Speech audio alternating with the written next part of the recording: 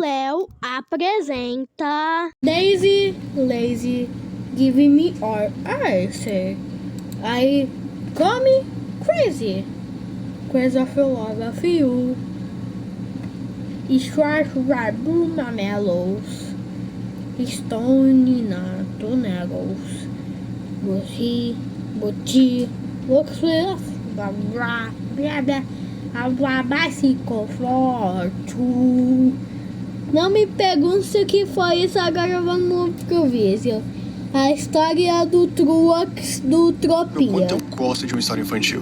Eu sempre achei genial como alguns autores de histórias para crianças conseguiam, com poucos desenhos e uma quantidade limitada de palavras específicas, criar todo o universo e até mesmo passar uma mensagem positiva no final. E se tem um autor que faz isso com maestria, esse cara é o Dr. Seuss. Eu acho que o Dr. Seuss dispensa apresentação. Até porque eu expliquei quem era ele no último vídeo e eu sinceramente tô com preguiça de explicar de novo. É, compreensível.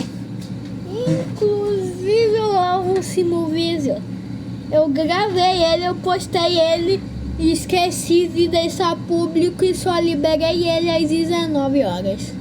Enfim, a obra que ele mais se orgulhou de ter feito foi o Lorax. O Lorax é uma história de terror anti-industrialista que conta com dois personagens principais, o Navezildo e o Lorax. O Lorax representando quase que uma mãe natureza física que luta pela manutenção da floresta, e o Navezildo sendo essa representação de todo o mal que o ser humano pode fazer com a natureza, todo o mal que o ser humano pode fazer com o que o Lorax defende. O Navezildo ele corta árvores, destrói gramados, utiliza veículos com grandes emissões de carbono, constrói grandes cidades expulsando todos os animais que viviam ali, e tudo isso com um único objetivo em mente, o de ganhar a maior quantidade de dinheiro possível. Claro que o Lorax, querendo ou não, ainda é uma obra ficcional, né? Você não vai ver um anão laranja de bigode toda vez que for uma árvore. Mas tem uma coisa que não é ficção nessa história, é que realmente existem muitos Navezildos espalhados mundo afora. Pessoas que exploram as nossas florestas, exploram nossos recursos naturais, nossos animais e até mesmo outras pessoas em prol apenas do lucro.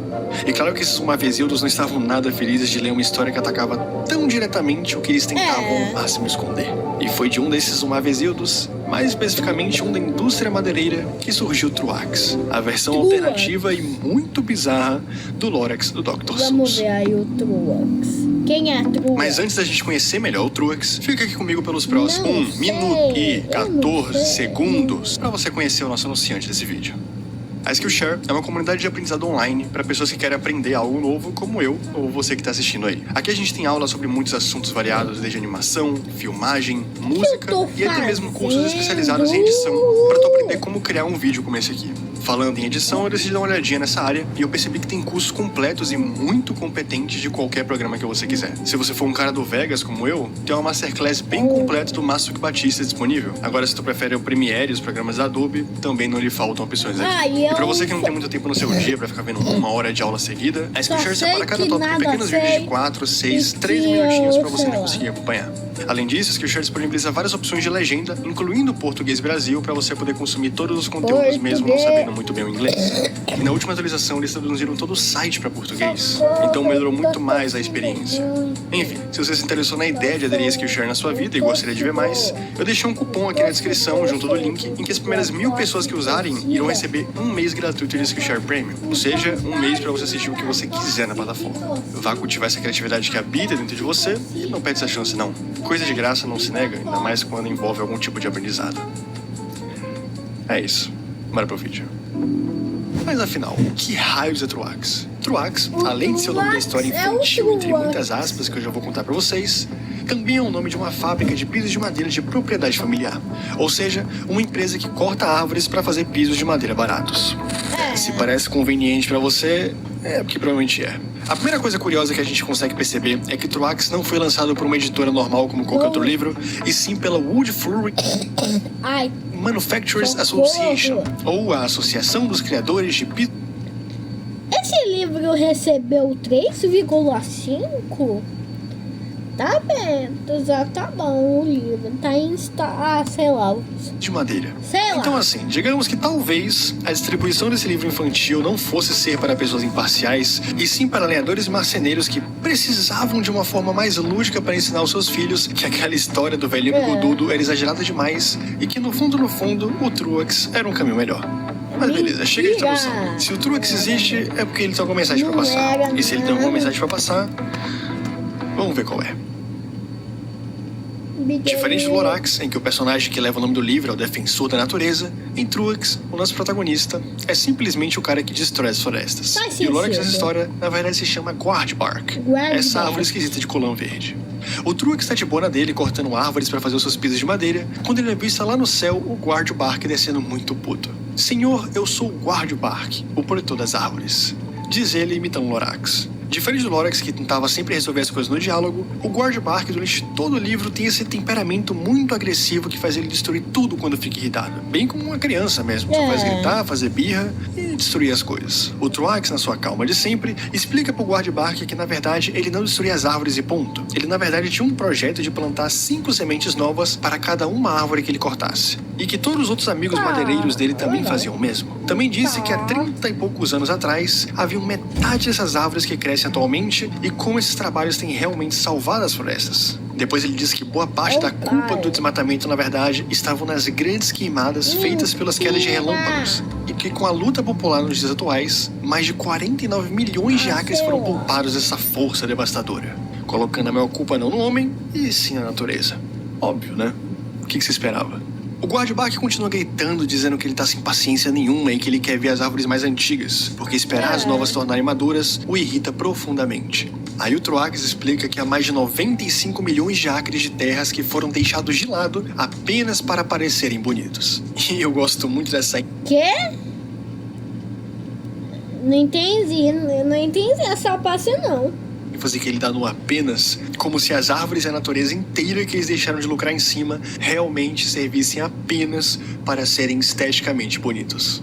Enfim, depois disso, o Truax ensina pro Guardbark que as árvores novas que ele anda plantando ajudam muito mais a natureza do que as árvores antigas, porque elas acabam produzindo muito mais oxigênio que uma árvore mais velha. E isso aí até que é verdade. As árvores mais novas têm um consumo reduzido de CO2 e uma liberação muito maior de oxigênio, mas isso não significa que as árvores mais novas são efetivamente melhores que as antigas, porque no fundo essas árvores centenárias têm um poder de absorção de CO2 muito maior do que as novas. Então elas criam um equilíbrio climático muito melhor do que as árvores mais jovens. Compreensível. E convenhamos, vai. O pulmão do nosso planeta não são as florestas, e sim os oceanos. Então as árvores conseguem ser muito mais úteis drenando esse CO2 do que realmente produzindo o oxigênio. Isso é, se pessoas como o Truax fizessem o... Eu tô rouco. Não sei se eu tô rouco, não sei. favor de não destruir todas as árvores antigas. Ok, após isso vem a cereja do bolo do Truax. Cortar as árvores faz algumas criaturas correrem, mas outras se mudam, algumas fofas e algumas ardilosas. Elas mastigam as folhas, elas crescem na casca, e ninguém ama mais do que a cotovia de marquinhas rosas. Uma floresta recém-cortada tem o sol batendo no chão e a biodiversidade salta e é abundante. Todos os tipos de novas espécies se movem juntas, de escamas a verrugas, de pelos apenas. Ou seja, pra você que não entendeu, pela lógica do Truax, não tem problema nenhum em expulsar animais do seu habitat natural ao cortar algumas arvorezinhas, porque outras espécies mudariam o lugar. Pela fala dele, ao cortar as árvores, o sol bateria no chão e as espécies que precisam desse sol prefeririam viver por ali. O que por si só já é uma desculpa esfarrapada ridícula, se não piorasse mais ainda na próxima página. Até onde iremos? Quanto vamos pagar para evitar que alguns peixinhos morram? Será que alguma vez consideraram apenas como seria se nós nunca mais pudéssemos cortar uma árvore? Viveríamos em casas feitas de plástico e aço até o petróleo e os minérios acabarem? E eles vão. Então o que aconteceria depois que o tempo passasse aos animais que vivem nos arbustos e nas gramíneas? Sem nenhuma abertura no chão da floresta escura, não haveria mais um novo habitat para eles. Primeiramente, o Truax dá uma dramatizada e diz que, no fundo...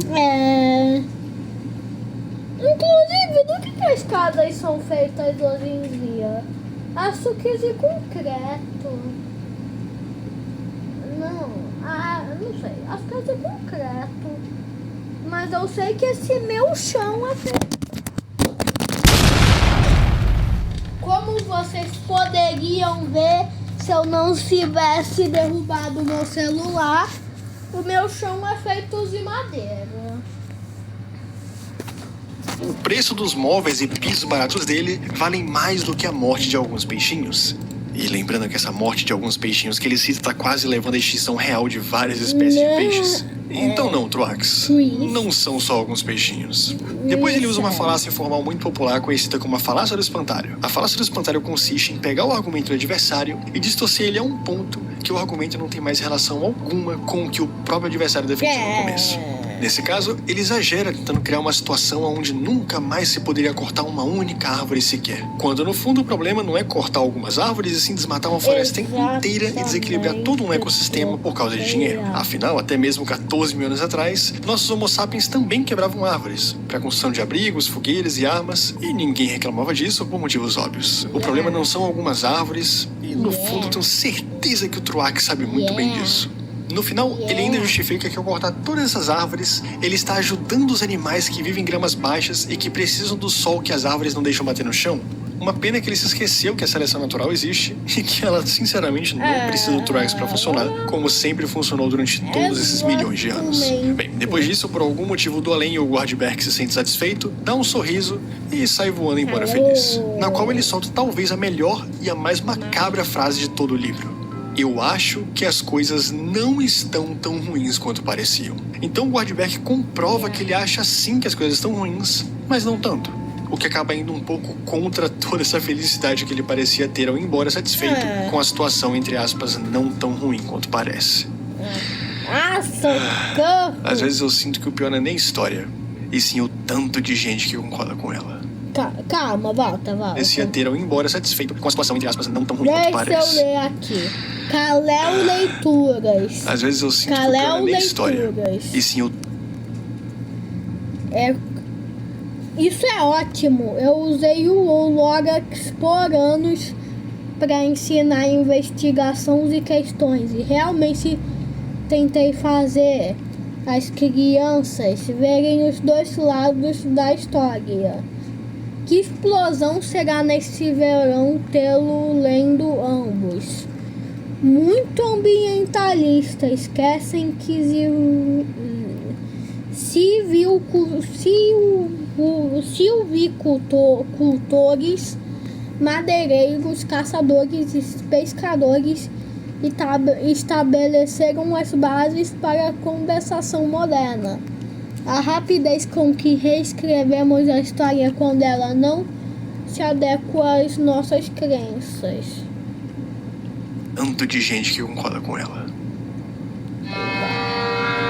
A verdade é que Truax é uma obra muito tendenciosa, feita por pessoas da indústria madeireira para pessoas da indústria madeireira. No fundo, se você ler tudo que está sendo dito com muita calma e atenção, você consegue claramente ver como Truax se mostra uma pessoa ruim a todo momento. Ele mente ao dizer que os amigos dele de outras regiões estão plantando 5 sementes para cada árvore que cai, quando as notícias dizem claramente o oposto. Mas no livro talvez isso possa ser verdade, mas o ponto da questão é que na vida real não é, mas talvez no livro seja, mas aqui não. Ele se engana ao dizer que as novas árvores são muito mais importantes que as antigas no equilíbrio climático, quando uma rápida pesquisa comprova o contrário. Ele tenta fazer a gente engolir que expulsar a fauna local é realmente aceitável, porque nas palavras dele, outras espécies se mudariam pra cá. Eu queria realmente saber que espécies são essas, já que no livro ele só inventa um bocado de bicho que não existe. E pra fechar com chave de ouro, durante todo o livro ele usa frases como dialogar é muito melhor do que perder a cabeça. Mas se você percebeu, durante toda a análise, não havia diálogo. Não havia debate de ideias. Era apenas o Truax em um extenso monólogo sobre a sua visão da coisa, e o Guardberg que ora esperneado e ficava fazendo chilique, e ora do nada sorria que nem um besta, como se fatos da natureza não fossem óbvios pro guardião dela. O Guardberg nesse livro é tratado o tempo todo como um lunático, um maluco, um surtado. É quase como se o Truax estivesse ensinando biologia básica para uma criança de 5 anos de idade. Porque no fundo é assim que o pessoal quer que o Guardberg pareça. É assim que eles querem que a natureza apareça. Porque o inteligente, o sensato, o dono da razão precisa ser uma vez do lenhador, enquanto a representação da natureza precisa ser completamente o oposto, para mostrar como os homens são superiores e... de feitiço vermelho! Eu adoro fazer isso. Não, a luz roxa.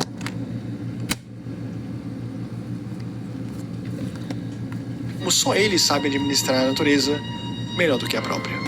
E aquela passagem final dos animais que vivem em gramas baixas precisarem dos humanos para sobreviverem mostrou muito bem essa arrogância. O Dr. Seuss e muitos outros escritores infantis provaram que com poucas imagens e palavras específicas dava para se criar uma obra social poderosa, que tanto deslumbrava pelos cenários, rimas e desenhos lindos, como criava um senso crítico desde pequeno naquelas crianças. E isso funcionava muito bem porque havia um grande estudo sobre quais palavras usar e como criar a história da melhor forma possível para que ficasse digerível e ainda mantivesse a sua mensagem final. E se o Lorax é tudo isso e mais um pouco, graças à genialidade de Dr. Seuss, eu não sei se eu posso dizer o mesmo de Truax.